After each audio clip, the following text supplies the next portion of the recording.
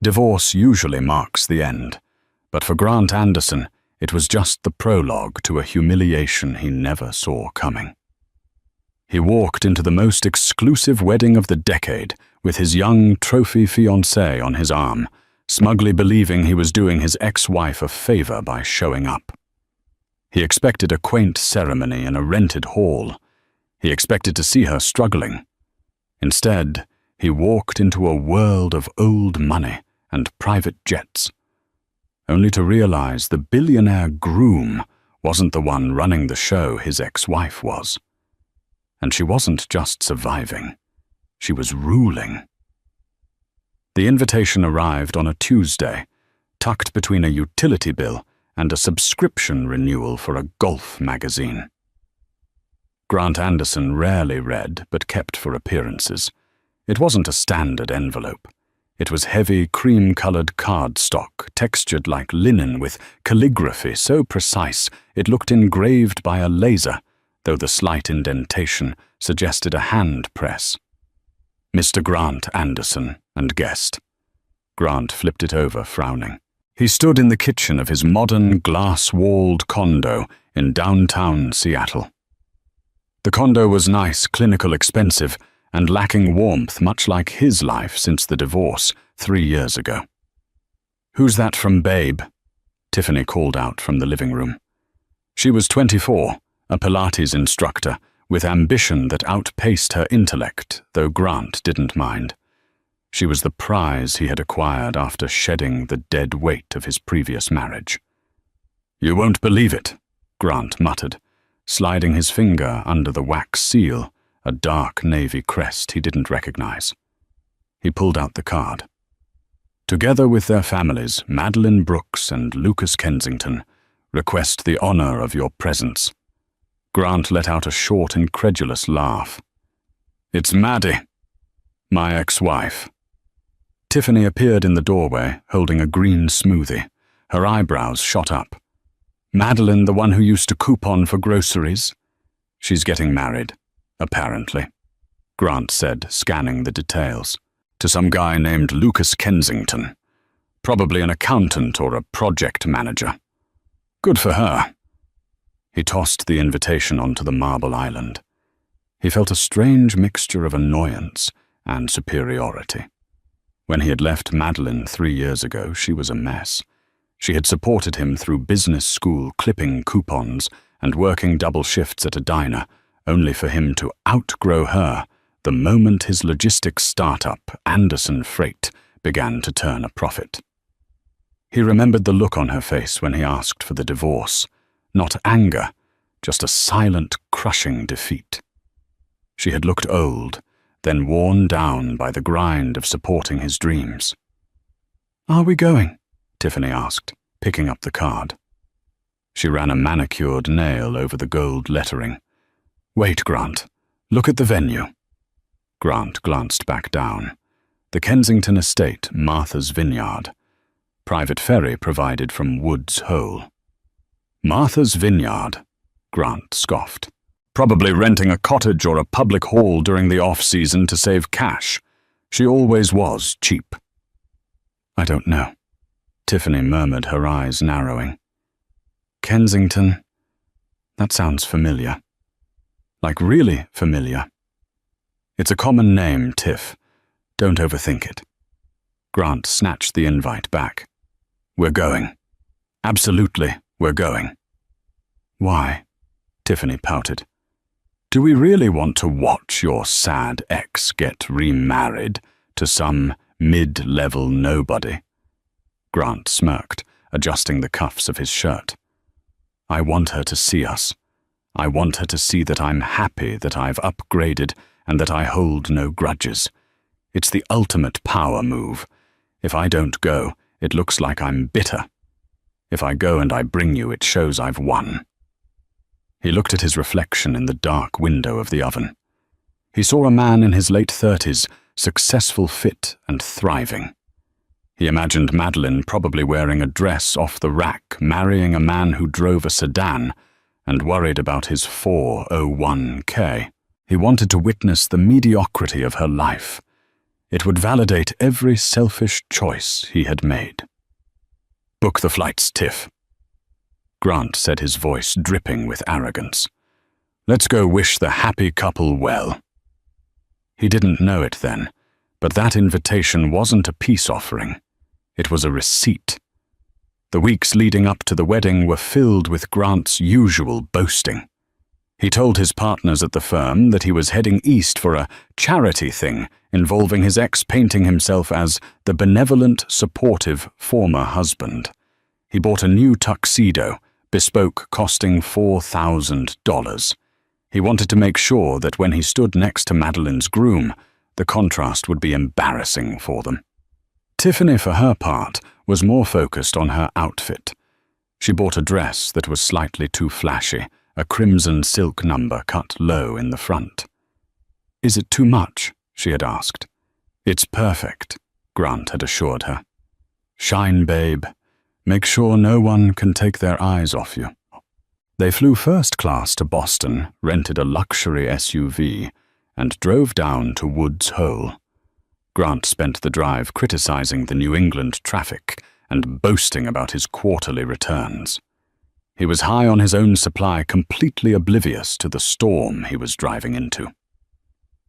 When they arrived at the ferry terminal specified on the invitation, Grant was confused. It wasn't the public ferry line. It was a private dock gated and guarded by two men in dark suits who looked more like Secret Service agents than wedding ushers. "Name?" the guard asked, not looking up from a tablet. "Grant Anderson," he said, leaning out the window of the rental. "And guest." The guard tapped the screen, paused, and then looked Grant in the eye. There was no smile, no customer service warmth, just a cold assessment. "Mr. Anderson, you're on the list. Park your vehicle in Lot B.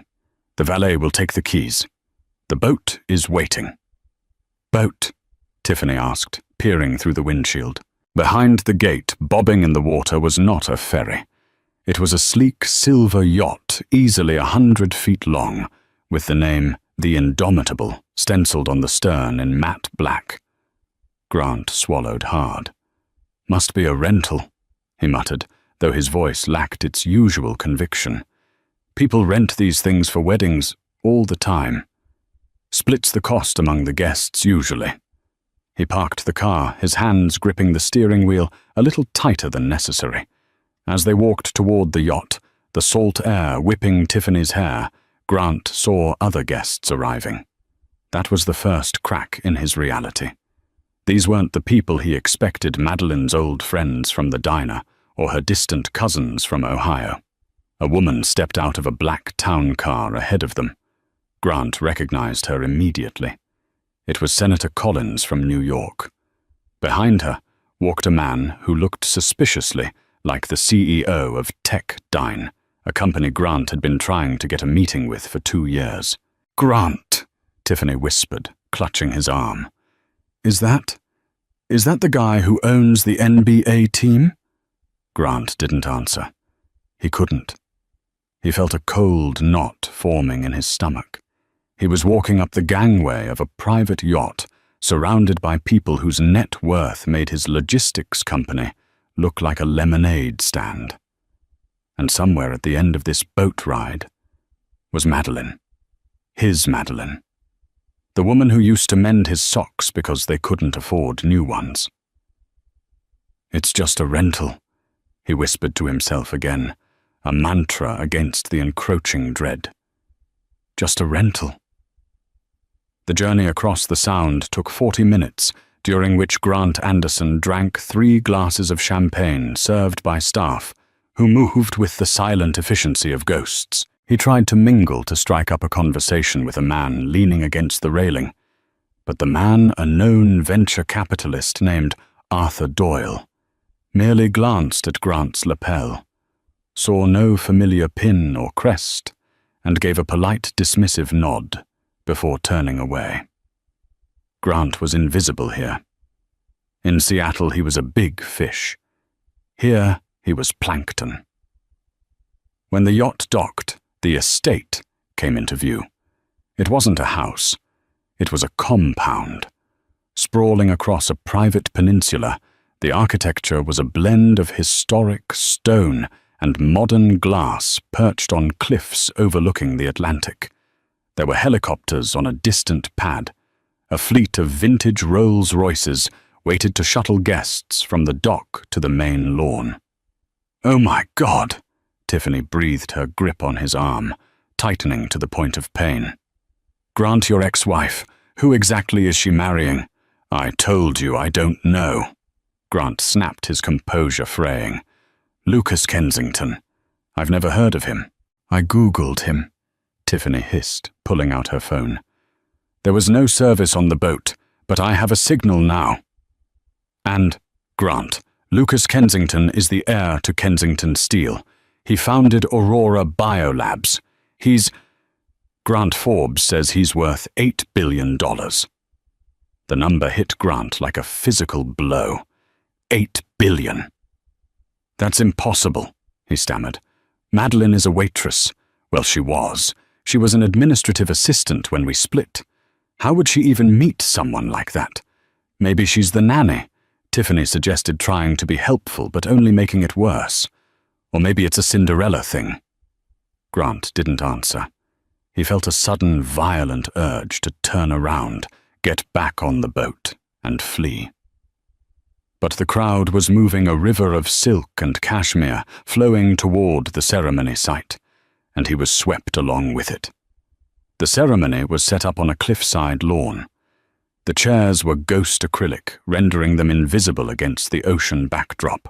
The floral arrangements were towering sculptures of white orchids and hydrangeas that likely cost more than Grant's car.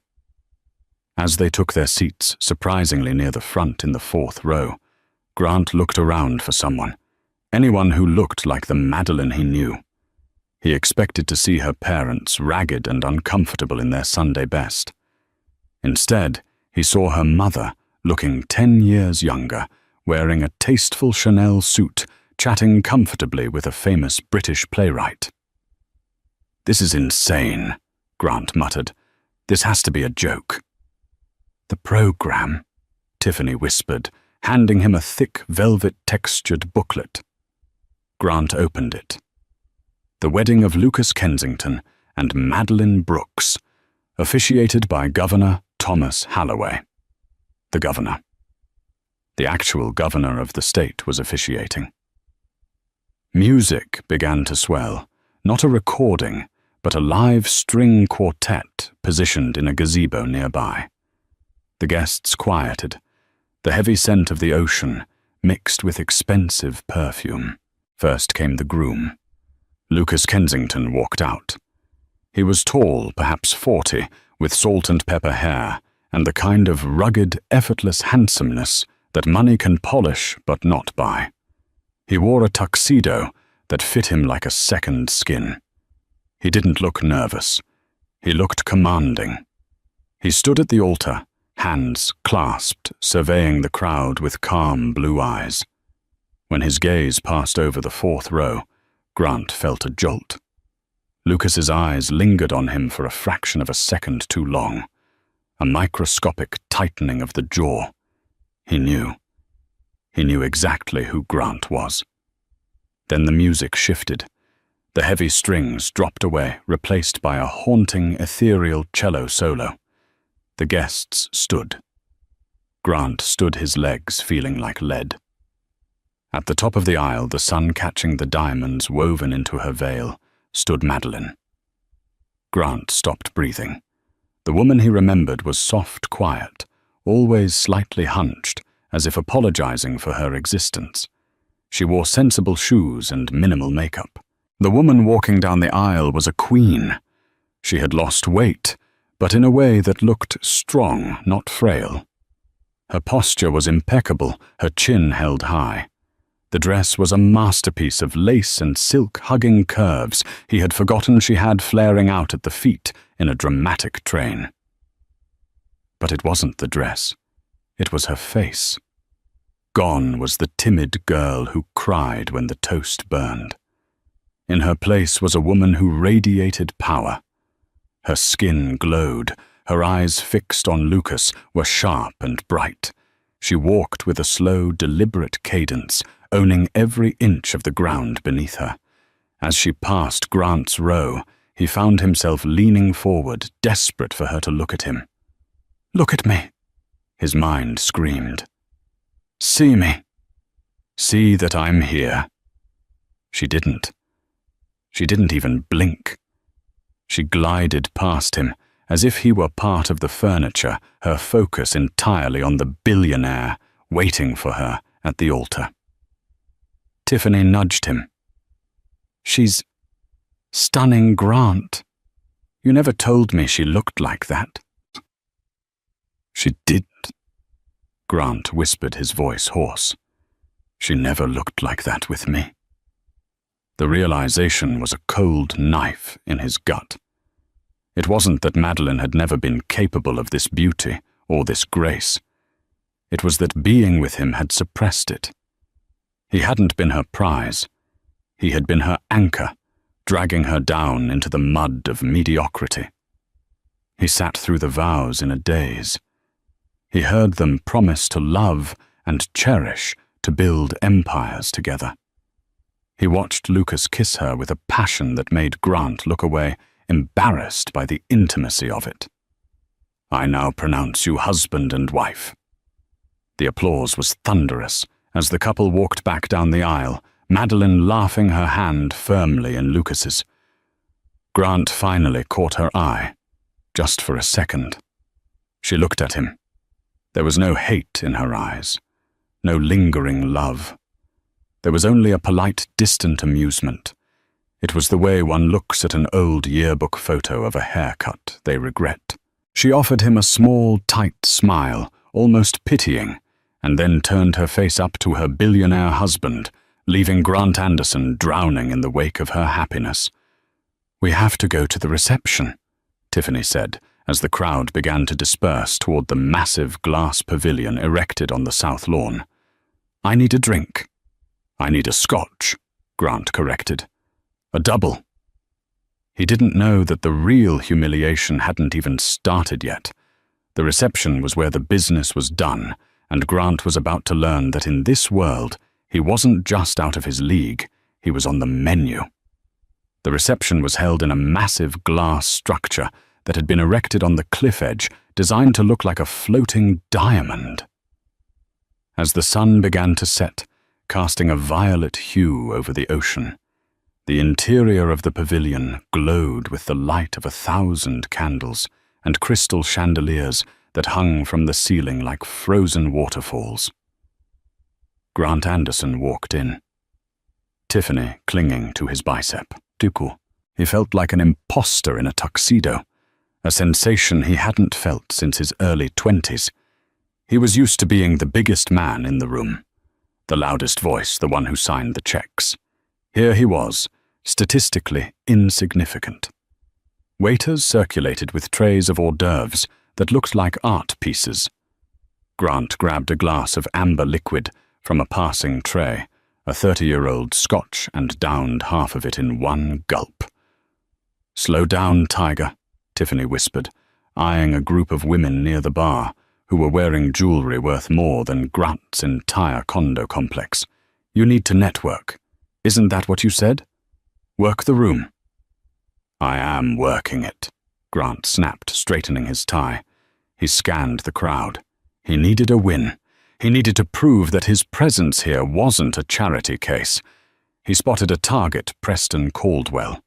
Grant knew the face from the Wall Street Journal. Caldwell was the CEO of Neptune Logistics, a direct competitor to Grant's company, but on a global scale. If Grant could strike up a conversation, maybe hint at a partnership. He strode over. Confidence feigned but practiced. "Mr. Caldwell Grant Anderson, Anderson Freight." Preston turned, holding a martini. He was a bear of a man with a jovial face that hid a shark's mind. He looked at Grant, his eyes flickering with recognition, not of the business but of the gossip. "Anderson," Preston said, a slow smile spreading across his face. "Ah, yes. The ex-husband." Grant froze. The title hung in the air like a foul odor. "I run a logistics firm in Seattle. We've actually been looking into expanding our Pacific routes, and I thought—" Preston chuckled, cutting him off. "Brave man, Anderson, showing up here. I have to give you credit. Most men would have mailed a gift and stayed in their hole.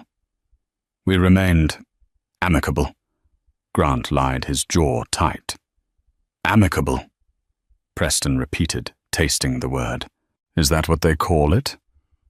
I heard you traded her in for a newer model right before she developed the algorithm." Grant blinked. "The algorithm?" Preston's eyebrows raised. "You don't know Meline isn't just the bride's son. She's the architect behind Kensington Steel's distribution overhaul. She cut their logistics costs by 40% in 2 years. Lucas Kensington didn't just marry a pretty face. He married the smartest operator in the room." Preston patted Grant on the shoulder, a heavy, patronizing pat. "Enjoy the crab cakes, Anderson. I hear they're flown in from Alaska." Preston turned his back, dismissing Grant completely. Grant stood there, the blood draining from his face. "Meline. An algorithm logistics." When they were married, he wouldn't even let her look at his spreadsheets because he said she wouldn't understand the complexities of the supply chain. "What did he mean?" Tiffany asked, chewing on an olive. "What algorithm?" "He's mistaken," Grant muttered, steering her away. "He's drunk." They found their table. Grant prayed it was in the back, near the kitchen where he could hide. But as they approached the front of the room, his dread mounted. Table 5. It was right next to the head table, a prime spot. "Wow," Tiffany said, impressed. "Maybe she really does still like you. Look at this view." Grant sat down, suspicious. The other seats at the table were empty. He poured himself wine from the carafe, his hands shaking slightly. A moment later, the other guests for table 5 arrived. First, it was a man Grant recognized instantly. Thomas Reed, his old business partner. The man Grant had forced out of Anderson Freight 5 years ago in a hostile buyout that ruined Thomas's credit and reputation. Then came Sra Jenkins, Madeline's younger sister. The one Grant had banned from their house because she was too loud and low class. Sarah was now wearing a silk gown and looked at Grant with a predatory grin. And finally, an older couple. The landlords of the first apartment Grant and Meline had shared. The ones Grant had sued over a security deposit he knew he wasn't entitled to just because he could. It wasn't a table of honor. It was a table of ghosts. "Well, well," Sarah said, sliding into the seat opposite him. She didn't look like the messy college kid he remembered. She looked sharp. The trash took itself out, but apparently it walked back in. "Hello, Sarah," Grant said stiffly. "You look expensive." "Crypto," she said with a shrug. "And a generous brother-in-law who actually listens to investment advice. Unlike some people." Thomas Reed sat next to Grant, offering a cold, silent nod. The air at the table was toxic. Grant realized with horror that Meline hadn't placed him here out of kindness. She had placed him here to surround him with the people he had stepped on to get to the middle. Just then the room fell silent. The bridal party was entering. Meline and Lucas entered to a roar of applause. They moved to the head table just 10 feet away from Grant. Meline laughed at something. Lucas whispered, her hand resting on his chest. Before they sat, Lucas Kensington turned. He looked directly at table 5. He walked over Meline, staying back, watching with that same faint, unreadable smile. Lucas stopped in front of Grant. The billionaire was taller than Grant, broader, and possessed an aura of calm that was terrifying. Grant stood up instinctually. "Lucas," Congratulations. Beautiful ceremony. Lucas didn't offer a hand. He just looked Grant up and down, inspecting him. Grant Anderson, Lucas said. His voice was deep resonant. I wanted to personally thank you for coming. Of course, Grant said, puffing out his chest slightly.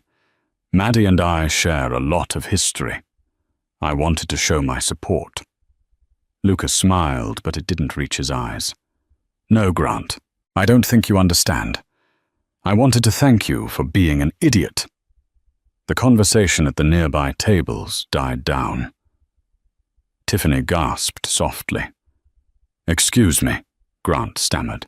If you hadn't been so blind, Lucas said, his voice level and conversational. If you hadn't treated her like an accessory instead of a partner, she never would have left Seattle. She never would have come to Boston, and I never would have met the love of my life. Your arrogance was the greatest gift I've ever received. Lucas leaned in closer, his voice dropping to a whisper that only Grant and Tiffany could hear. Enjoy the dinner, Grant. I paid for it. Consider it a finder's fee. Lucas turned and walked back to his bride, kissing her hand before sitting down. Grant sank back into his chair.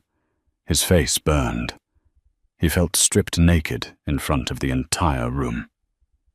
Ouch, Sarah said from across the table, clinking her glass against Thomas Reed's. That's gotta hurt.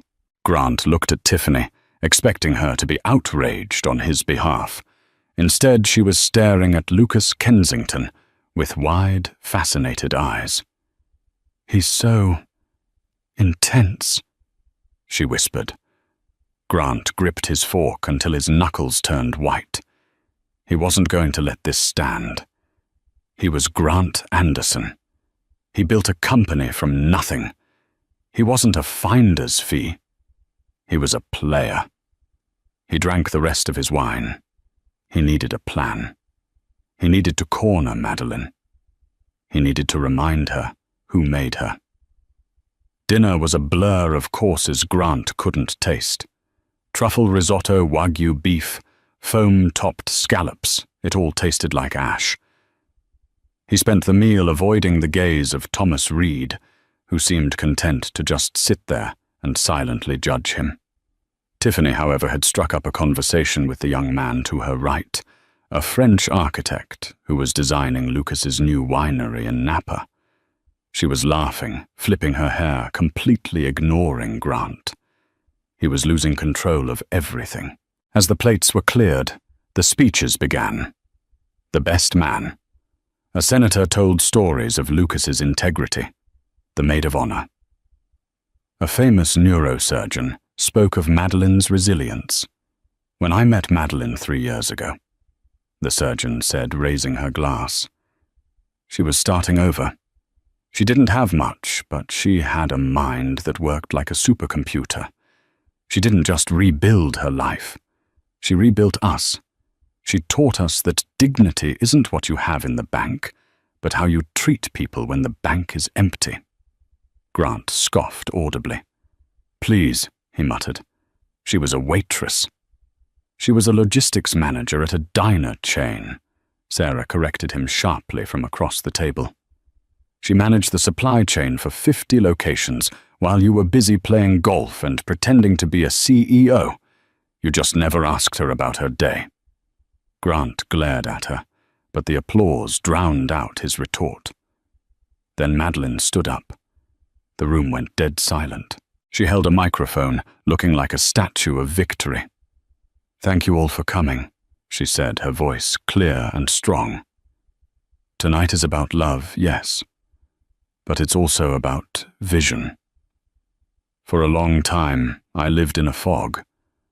I let someone else tell me who I was. I let someone else define my value. She didn't look at Grant, but everyone at Table 5 knew who she was talking about. I thought I was small, Meline continued, but then I met Lucas, and he didn't hand me the world. He handed me a blueprint and asked me to help him build it. He saw the partner in me, not the prop. She raised her glass to Lucas. To finding your equal. To finding your equal, the crowd roared. Grant felt like he was suffocating. He needed air.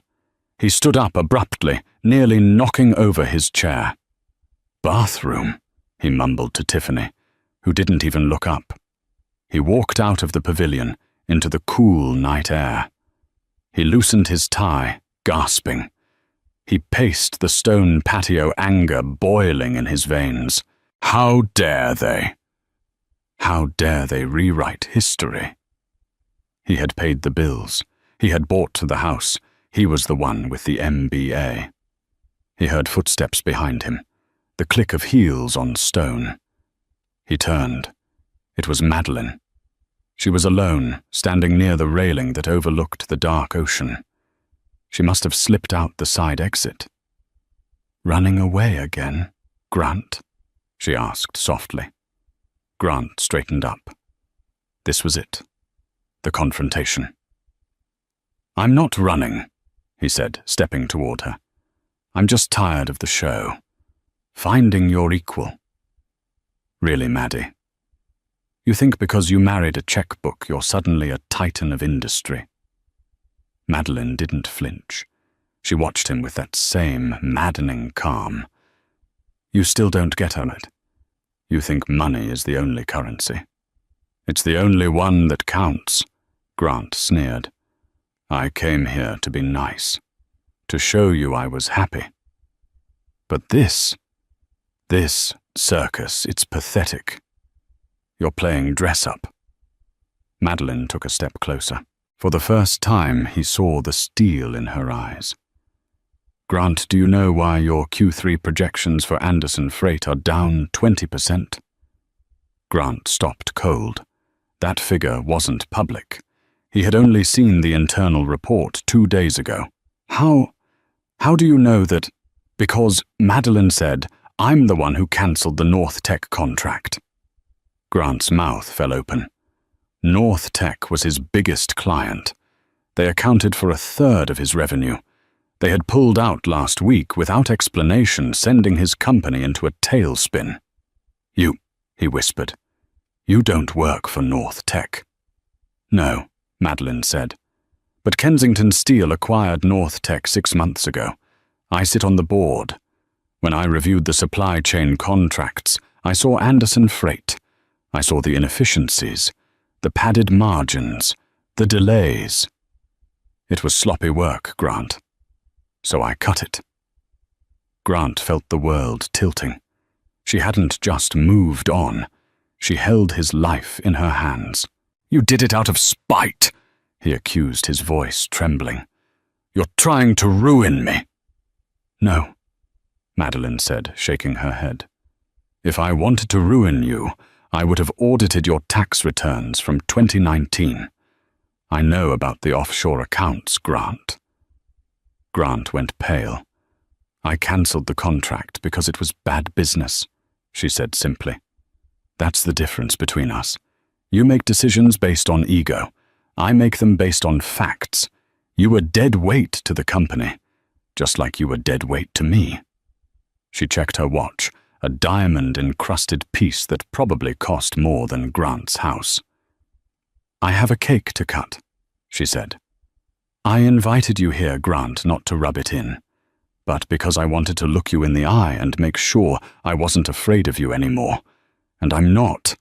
You're just a small man in a rented tuxedo." She turned to leave. "Wait," Grant cried out, desperation leaking into his voice. Meline, please, if you cut that contract, I go under. I have loans, the condo. Tiffany." Meline stopped. She looked back at him over her shoulder. "Then I guess you better start clipping coupons," she said. She walked back into the light of the pavilion, leaving Grant alone in the dark. He stood there for a long time, the sound of laughter and music drifting out to him. He realized then that Tiffany wasn't coming out to find him. She was in there in the warmth with the winners. He pulled his phone out. He had 3 missed calls from his CFO. Grant Anderson looked at the screen, then at the ocean. The drop was steep. but the fall he was about to take in the real world was going to be much, much harder. He didn't know it yet, but the night wasn't over. And Tiffany, his prize, was about to deliver the final blow.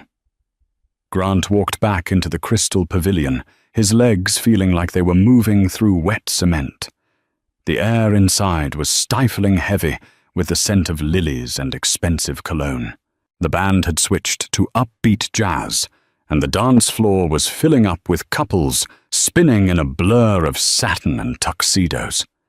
He needed to find Tiffany. He needed to get out of here.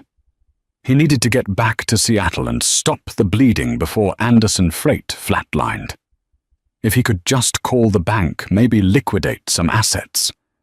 He scanned the room, his eyes darting frantically. He expected to find Tiffany at their table, perhaps sulking that he had left her alone for so long. Table 5 was empty, save for Thomas Reed, who was casually eating a slice of wedding cake and watching Grant with the impassive stare of a judge at a sentencing hearing. Grant turned away, pushing through the crowd. "Tiffany," he muttered, bumping into a waiter. "Watch it," he snapped, though it was his own fault. He finally spotted her. She wasn't sulking. She was near the open bar, surrounded by a group of men who looked like they modeled for luxury watch advertisements. She was laughing, her head thrown back, her hand resting lightly on the forearm of a man Grant recognized, Julian Vane. No, wait. Julian was a band name. This was Carter Vance. Carter was a 29-year-old tech mogul who had just sold his app for 9 figures. He was younger than Grant, richer than Grant, and currently he was entertaining Grant's fiancée. Grant marched over adrenaline, momentarily masking his fear. He reached the circle and grabbed Tiffany's elbow, perhaps a bit too hard. "We're leaving," Grant said, his voice tight. Tiffany stopped laughing. She looked at his hand on her arm, then up at his face. Her expression wasn't one of concern. It was annoyance. "Grant, don't be rude," she said, pulling her arm away.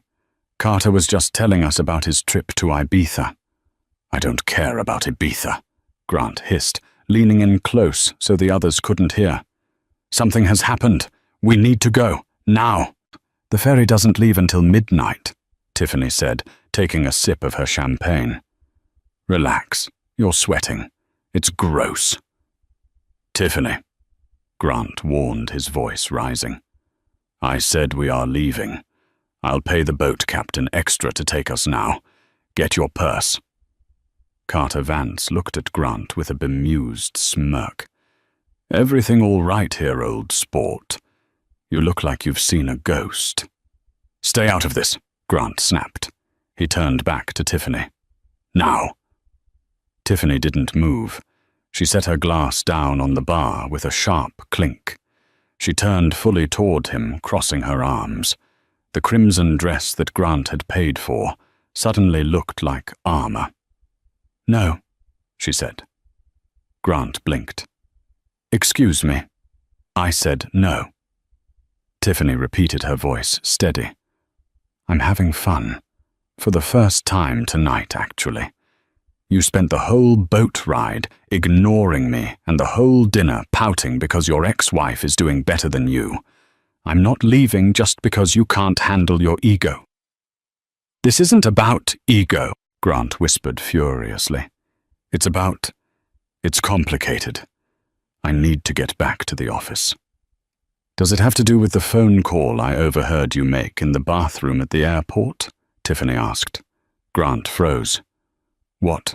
The one where you yelled at your accountant about moving funds from the escrow account to cover payroll?" Tiffany raised an eyebrow. "I'm not deaf, Grant, and I'm not stupid." Grant felt the blood drain from his face. "That was just a cash flow issue. Standard business. And the insufficient funds notice on the credit card when I tried to book the spa appointment yesterday." Tiffany pressed her voice, dripping with disdain. "Is that standard business too?" The circle of men around them had gone quiet, watching the drama unfold with the detached amusement of people who had never worried about an overdraft fee in their lives. "Tiffany not here," Grant pleaded his authority, crumbling. "Please." "You know, Grant," Tiffany said, smoothing her hair, "you sold me a dream. You told me you were a king. But looking around this room, looking at Meline, looking at Carter here, you're not a king. You're just a middle manager with a lease you can't afford." She looked at him with a clarity that was terrifying. Grant realized then that he had never really known her. He thought she was a simple, pretty thing he could possess. But she was a predator, just like him. She had just chosen a bigger carcass to feed on. "I'm breaking the engagement," she said, sliding the 3-carat diamond ring off her finger. She dropped it into the breast pocket of his tuxedo. "You can pawn that. You're going to need the cash." She turned back to Carter Vance, her smile instantly brightening. "So Carter, tell me more about the villa in Ibiza. Does it have a view?" Carter chuckled, wrapping an arm around her waist. "The best view on the island. Let's go get some fresh air." They walked away. Grant stood alone by the bar. The ring burned against his chest through the fabric of his jacket. He watched the woman he had brought as a trophy walk away with a younger, richer man, leaving him standing in the wreckage of his own arrogance. He looked around. People were staring, whispering. They had seen. Grant Anderson turned and dry heaved. He needed a drink. He needed to black out. Grant found himself back at table 5. It was the only place he could sit. The rest of the room felt like a minefield. He had consumed 3 more scotches in rapid succession. The room was spinning slightly. The joyous music felt like a personal insult. "She didn't waste much time, did she?" Grant looked up. Thomas Reed was still there, nursing a cognac. The man hadn't moved all night.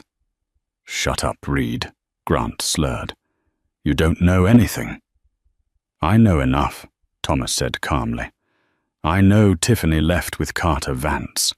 Carter's a client of mine. Good kid, ruthless." Thomas swirled his drink. "And I know about North Tech." Grant slammed his hand on the table, rattling the silverware.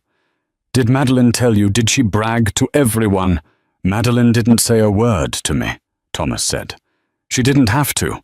I'm the one who picked up the contract, Grant." Grant stared at him, his vision blurring. "You, my new firm," Thomas nodded. "After you pushed me out of Anderson Freight, I didn't retire. I started over. Smaller, leaner, better tech. When Meline audited the North Tech supply chain, she put out a blind RFP request for proposal. She didn't know it was me. She just picked the best bid."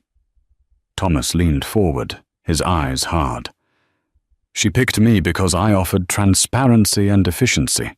You were offering bloat and excuses. You lost that contract because you got lazy, Grant. You thought you were untouchable." Grant slumped in his chair. It wasn't a conspiracy. It wasn't revenge. It was just the free market punishing him for his incompetence. That hurt worse than any vendetta. "Why are you sitting here?" Grant asked, his voice cracking. "Why aren't you out there celebrating my demise?" "Because I wanted to see if you'd learned anything," Thomas said. "I wanted to see if after everything you had a moment of humility."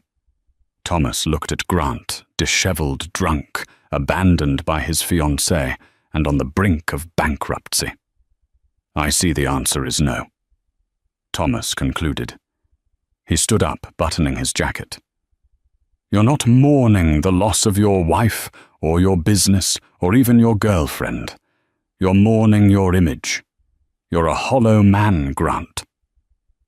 Thomas walked away, disappearing into the crowd. Grant was truly alone now. He checked his watch. 10:30 p.m. The ferry didn't leave until 1 a.m. He was trapped on this island for another 2.5 hours. He couldn't stay in the pavilion. He stumbled out the side door into the cool night air. He wandered away from the party, down a stone path lined with lanterns. He found himself in a manicured garden, far from the noise of the reception. He sat on a stone bench, putting his head in his hands. "Mr. Anderson." Grant looked up. A security guard stood there, massive with an earpiece. "You're wandering into a restricted area, sir. The residence is that way." I'm leaving," Grant mumbled, standing up unsteadily. "Call me a water taxi, a helicopter. I don't care. No independent departures allowed until the event concludes, sir. Island security protocols." The guard said, his voice void of sympathy. "You'll have to return to the designated guest zones." "I can't go back in there," Grant said, panic rising. "You don't understand. I can't look at them." "Not my problem, sir. Please return to the pavilion." Grant turned back toward the glowing glass structure. It looked like a spaceship ready to take off, leaving him behind on a dying planet. As he walked back, he saw a figure standing on a balcony above him. It was Lucas Kensington. The groom was smoking a cigar, looking out over his domain. He spotted Grant down below in the shadows. Grant stopped. He wanted to shout, to curse him, to demand satisfaction. But he had nothing. Lucas didn't say a word. He just raised his glass in a silent toast. It wasn't a toast of triumph. It was a toast of dismissal. Lucas was acknowledging Grant in the same way one acknowledges a bug before flicking it off a sleeve. Grant lowered his head and kept walking. He spent the next 2 hours hiding in the high-end portable restrooms, trailers with marble sinks and attendants. He sat in a stall scrolling through his phone, watching his life unravel in real time. Emails from vendors demanding payment. A text from his landlord asking about the rent check. An Instagram story from Tiffany. She was on a private jet. The caption read, "Next stop Ibiza, #upgrade." At 1:00 a.m., the horn of the yacht sounded. Grant was the first one at the dock. He boarded the Indomitable without looking back. He huddled in a corner of the lower deck, away from the other guests who were still high on champagne and laughter. As the boat pulled away from the island, Grant looked back at the estate. The lights were still blazing. The party was still going. Meline was back there dancing with a billionaire ruling an empire, surrounded by friends and family who adored her. She hadn't needed to destroy Grant. She had simply outgrown him. Grant touched the pocket where the ring sat. He would pawn it tomorrow. It would buy him a month, maybe 2. But as he watched the lights of the Kensington estate fade into the fog, Grant Anderson knew the truth. He wasn't going back to Seattle to fight. He was going back to surrender. But the universe, it seemed, had one final twist for him. As the yacht docked in Woods Hole, 2 men in windbreakers were waiting on the pier. They weren't wedding guests, and they weren't valet drivers. They had badges on their belts. Grant stepped off the gangway, and the taller of the 2 men stepped forward. "Grant Anderson, yes," Grant said, his heart hammering against his ribs. "I'm Special Agent Miller with the FBI. We need to have a conversation about Anderson Freight's involvement in the import of restricted electronic components." Grant's knees buckled. I didn't sign those manifests," he stammered. "We have the logs, Mr. Anderson, and we have a witness who flipped. A Mr. Thomas Reed provided us with the documentation this evening." Grant closed his eyes. Thomas hadn't just beaten him in business. He had buried him. "You have the right to remain silent," the agent began, as the handcuffs clicked around his wrists, cold, heavy steel. Grant looked out at the dark water one last time. The wedding invitation was still in his jacket pocket. "The honor of your presence." He started to laugh. a dry, broken sound that sounded like glass shattering. He had gone to the wedding to show off. He had gone to prove he was a winner. Instead, he had driven himself directly into the trap he had built for himself, brick by arrogant brick. The agent pushed him toward the waiting sedan. "Watch your head." Grant Anderson ducked into the car, and the door slammed shut, sealing him in darkness. 18 months later. The common room of the Danbury Federal Correctional Institution was loud, smelling of stale coffee and floor wax. Grant Anderson sat in a plastic chair, staring at the wall-mounted television. He looked different. The expensive haircut was gone, replaced by a standard-issue buzz cut that showed the grey spreading at his temples. He had lost 20 pounds, and with it, the softness of the good life.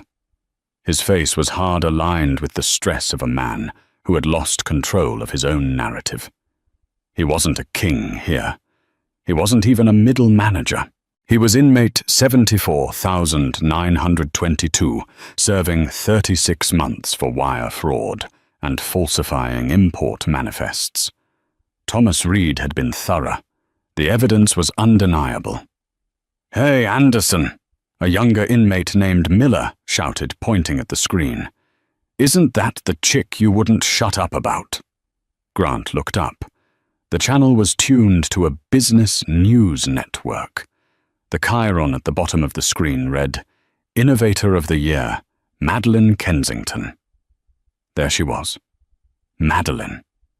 She was sitting in a studio looking radiant in a white blazer. She was being interviewed about the new foundation she and Lucas had started a scholarship fund for single mothers, putting themselves through business school.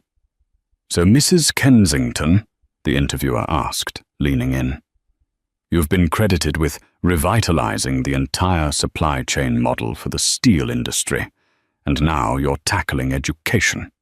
What drives you? Is it a desire to prove the doubters wrong?" Grant held his breath. He waited for her to mention him. He waited for the vindication of knowing that even in his ruin, he still occupied space in her head. He wanted her to say that her success was born from the pain he caused her. Meline smiled at the camera. It was a genuine, warm smile. "No," she said softly. "I don't think about doubters. I'm driven by the future. The past is just a lesson, and I've already graduated." She didn't mention his name. She didn't allude to a bad marriage. She didn't reference a toxic ex. She had completely erased him. The camera cut to a shot of Lucas Kensington waiting in the wings of the studio, holding their 6-month-old daughter. Meline looked over at them, her face lighting up with a love so pure it made Grant's chest ache. "She doesn't even hate you, man." Miller laughed, slapping Grant on the back. "That's the worst part, ain't it? You're not the villain in her story. You're just a footnote." Grant stared at the screen as the segment ended and the commercials began. He thought about the wedding invitation. He had thought it was a challenge. He had thought she wanted to show off. But now, sitting in a prison jumpsuit, he realized the truth. She had invited him because she genuinely didn't care if he was there or not. She was so secure in her happiness, so elevated in her life, that his presence was irrelevant. He was just a ghost she had made peace with. He had destroyed his business, lost his freedom, and humiliated himself on a national scale, all to win a competition that only existed in his head. Grant stood up and walked to the window. Beyond the chain-link fences and the razor wire, the world was moving on. Cars were driving on the highway. People were going to work. Tiffany was probably in Ibiza or Dubai, latching onto her next host. And Meline was building an empire. Grant Anderson pressed his forehead against the cold glass. He finally understood the cost of the invitation. It wasn't the price of the plane ticket or the tuxedo. The price was realizing that while he had been playing a game of status, Meline had been playing the game of life, and she had won before he even stepped off the boat. And that is the tragic yet satisfying downfall of Grant Anderson. He thought he could walk into his ex-wife's wedding and steal the show, but instead he walked straight into a reality check that cost him everything.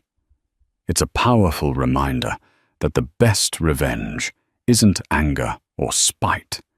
It's simply moving on and living better.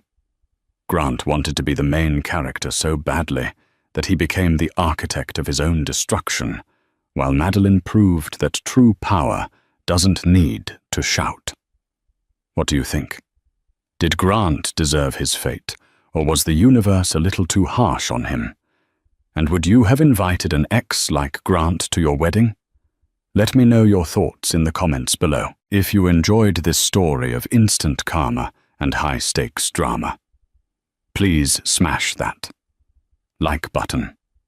Share this video with a friend who loves a good twist, and don't forget to subscribe and hit the bell icon so you never miss a story. Thanks for watching Acerus World. Chase a guy who's running for his life? You gotta, come on, dude, shit, get over here. And just hold him down and bite his neck till he shuts the fuck up for a minute? So you can just sit there and eat his stomach before you go to work?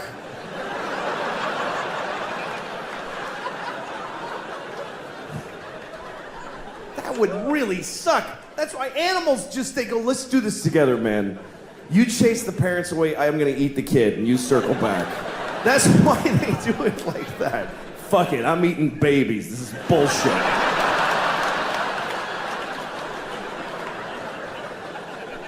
Grown-ups ain't worth a meat. Whoops. All right. Oh, shit. God damn it. Idiot. This isn't a gay voice, by the way. It's not. Shut up. Yeah. I love traveling and seeing all the different parts of the country. I live in New York. There's no value to your doing that at all. I live in New York. There's this old lady in my neighborhood, and she's always walking her dog. She's very old. She just stands there just being old. And the dog just fights gravity every day. Just the two of them, the dog's got a cloudy eye, and she's got a cloudy eye, and they just stand there looking at the street in 2 dimensions together, and she's always wearing like this sweater dress. I guess it was a sweater when she was like 5'10", but now it's just like this sweater, and her legs are a nightmare. They're just white with green streaks and bones sticking out, and her legs are awful. I saw a guy with no legs wheeling by, and he was like, ugh, no, thank you. I do not want those. I'd rather just have air down here like I have than to look down at that shit.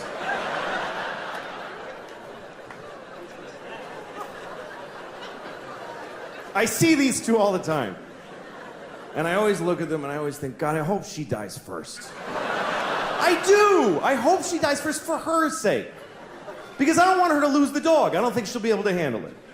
If the old lady dies first, I'm not worried about the dog. Because the dog doesn't even know about the old lady. This dog is aware of 3 inches around his head. He's living in 2-second increments. The second he's in and the one he just left is all he knows about.